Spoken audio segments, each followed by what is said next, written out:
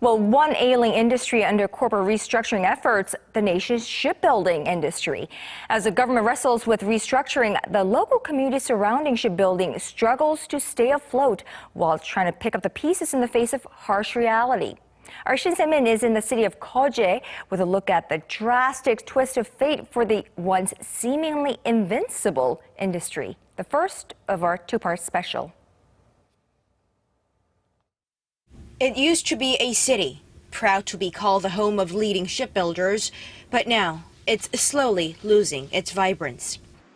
Geoje is known as the base of two of Korea's big three shipbuilders, Daewoo Shipbuilding and Marine Engineering, and Samsung Heavy Industries, which are part of a pack that once controlled nearly 70% of the world's market share. But now, the entire shipbuilding industry is faced with an inevitable fate of downsizing owing to slumping oil prices and slowing global demand. The leading shipbuilders racked up collective losses of nearly $7.5 billion last year, and new orders slumped to their lowest levels in 11 years in February. Making matters worse, the spillover is starting to directly affect the local economy.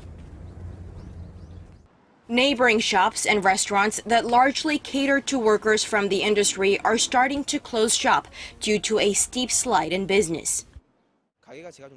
Sales have dropped by 1/3 in the first quarter of this year compared to the previous quarter. I no longer see men and women in uniforms hanging out after work. The property market is no different.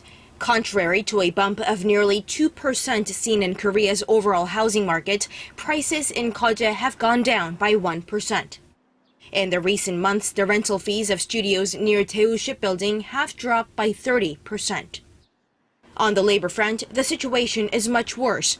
Shipbuilders in the city are expected to cut back as many as 20,000 employees this year from their 90,000-strong workforce. Although restructuring is considered a much-needed move to salvage the industry from its rut, a former worker of one of the leading shipbuilding firms says things are not that simple from the eyes of employees.